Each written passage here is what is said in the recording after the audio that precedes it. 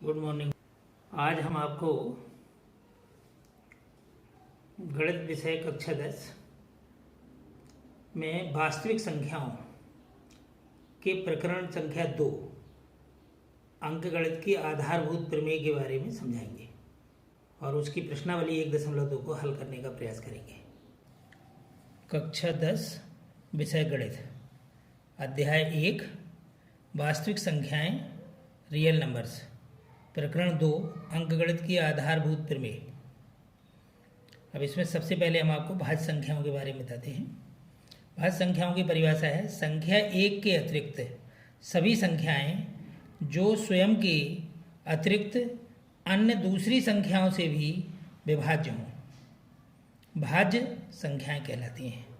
जैसे 4, 6, 8, 9, 10, 12।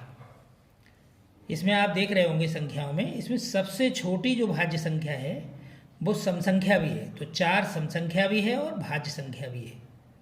और इसमें जो विषम संख्या है सबसे छोटी वो 9 है। 9 विषम संख्या है और ये सबसे छोटी जो है ये विषम संख्या होते हुए ये भाज्य संख्या है। इसके बाद देखिए अभाज्य संख्याएं। संख्या 1 के अतिरिक्त वे सभी संख्याएं एक और स्वयं को छोड़कर अन्य किसी भी संख्या से विभाज्य न हो अभाज्य संख्याएं कहलाती हैं। जैसे 2, 3, 5, 7, 11। अब इसमें सबसे छोटी जो संख्या 2 है वो सम संख्या भी है। तो सबसे छोटी सम संख्या भी है, सबसे छोटी अभाज्य संख्या होते हुए ये सम संख्या है।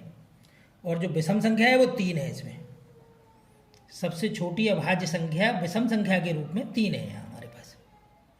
अब इसमें कुछ हमने जो खास बातें थी जिन्हें बच्चे ध्यान नहीं दे पाते बीच में, तो उनके लिए हमने लिख दिया ध्यान रखने योग्य प्रमुख बिंदु। भाज्य और अभाज्य संख्याओं से संबंधित हैं ये।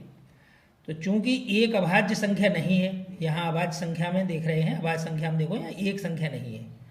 तो चूंकि एक अभाज्य संख्या नहीं है इसलिए अभाज्य गुणनखंडों को लिखते समय एक नहीं लिखते हैं। जब आप पूर्णांकों के या संख्याओं के जो गुणनखंड करेंगे उनमें आपको एक लिखने की आवश्यकता नहीं है। दूसरा पॉइंट है ध्यान रखने हो कि संख्या 1 न तो अभाज्य संख्या है और न ही भाज्य संख्या है। तो यहाँ आप ऊपर देख सकते हैं भाज्य संख्याओं में न तो यहाँ 1 है और न अभाज्य संख्याओं में 1 है। फिर इसके बाद तीसरा पॉइंट है संख्या 2 सबसे छोटी अभाज्य संख्या है तथा सम भी है।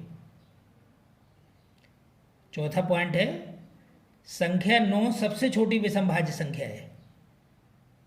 और 5वां पॉइंट है संख्या 4 सबसे छोटी समभाज्य संख्या है। ये इसके प्रमुख बिंदु हैं भाज्य और अभाज्य संख्याओं के। अब आपका प्रमुख बिंदु है वो प्रमेय है ये अंकगणित की आधारभूत प्रमेय। अंकगणित की आधारभूत प्रमेय। तो प्रत्येक भाज्य संख्या को अभाज्य संख्याओं के एक गुणनफल के रूप में गुणनखंडित किया जा सकता है तथा यह गुणनखंडन अभाज्य गुणनखंडों के आने वाले क्रम के बिना अद्वितीय होता है। अर्थात यह अद्वितीय होने का मतलब है कि चाहे आप जैसे मान लीजिए आपने 6 के गुणनखंड किए तो 2 तिया 6, तो इसको आप 3 गुणा 2 भी लिख सकते हैं। 3 गुणा 2 ये अद्वितीय है, इसका कोई दूसरा खंड नहीं हो सकता। चाहे आप 3 गुणा 2 लिखिए चाहे 2 गुणा 3 लिखिए। तो अभाज्य गुणनखंड विधि से मासा और लासा ज्ञात करना।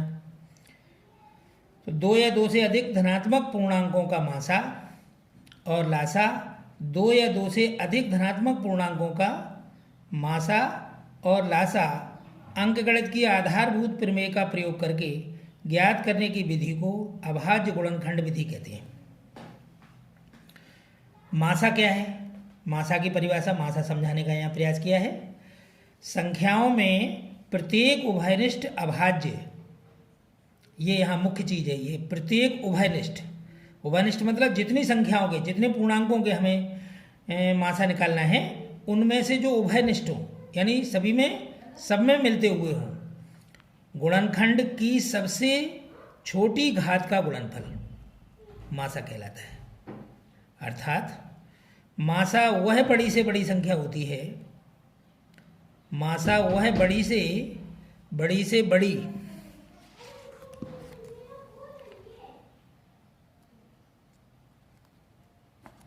बड़ी से बड़ी संख्या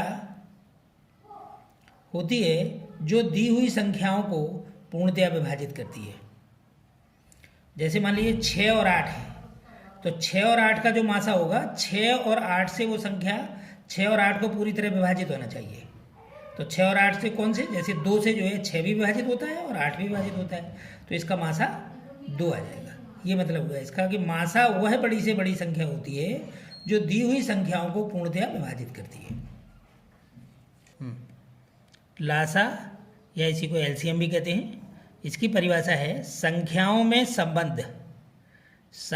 में संबद्ध प्रत्येक अभाज्य गुणनखंड की सबसे बड़ी घात का गुणनफल। जैसे वहाँ उभयनिष्ठ था, यहाँ उभयनिष्ठ नहीं है, यहाँ प्रत्येक शब्द है। वहाँ उभयनिष्ठ था मासा में, यहाँ प्रत्येक है। प्रत्येक अभाज्य गुणनखंड की सबसे बड़ी घात का गुणनफल, अर्थात लासा वह छोटी से छोटी संख्या होती है जो दी गई संख्याओं से पूर्णतया विभाजित होती है, अब इसी से संबंधित महत्वपूर्ण सूत्र है। किन्हीं दो धनात्मक पूर्णांकों ए और बी के लिए HCF AB गुणा LCM AB बराबर A गुणा B, अर्थात मासा गुणा लासा बराबर एक संख्या गुणा दूसरी संख्या। अब आप प्रश्नावली पर आइए। प्रश्नावली आप लोगों ने PDF फाइल में देखी ही होगी। तो पहला ये देखिए, प्रश्न संख्या 1 है, निम्नलिखित संख्याओं को अभाज्य गुणनखंडों के गुणनफल के रूप में व्यक्त कीजिए। तो देखिए पहला प्रश्न है 140। 140 के हम गुणनखंड करेंगे भाग विधि से। तो सबसे छोटा खंड जो होता है वो है इसका अभाज्य गुणनखंड 2। 2 से कटेगा, 0 है यहाँ, तो 2, 2 सत्ते 14, 0। फिर 2 से कटेगा ये, 2 तिये 6 और 1 बचा 10, 2 पंचे 10। अब 35 आया, तो चूंकि 5 है तो ये 5 से विभाजित होगा।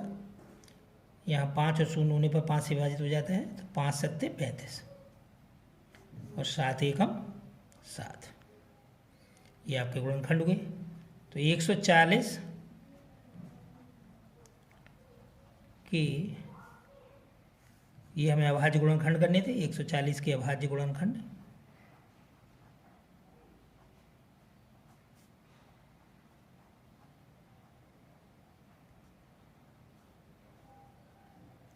बराबर 2 गुणा 2 गुणा 5 गुणा 7, तो बराबर 2 की घात 2 गुणा 5 गुणा 7।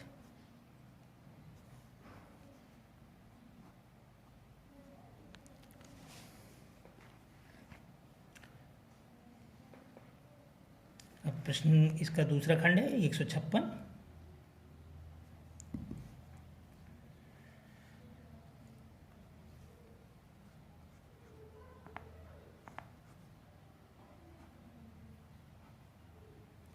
तो 156 का गुणनखंड करिए।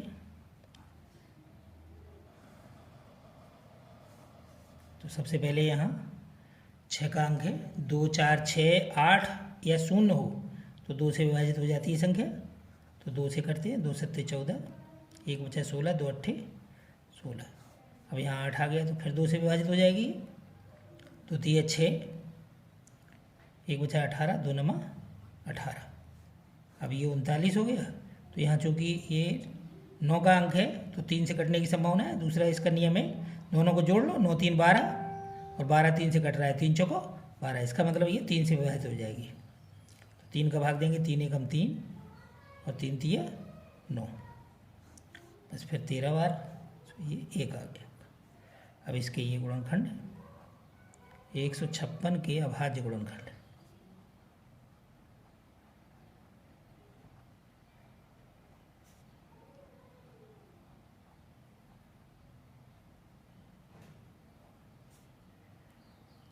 खंड बराबर है 2 गुणा 2 गुणा 3 गुणा 13 बराबर 2 के 2 बार आया है ये गुणनखंड, तो 2 की घात 2 गुणा 3 गुणा 13।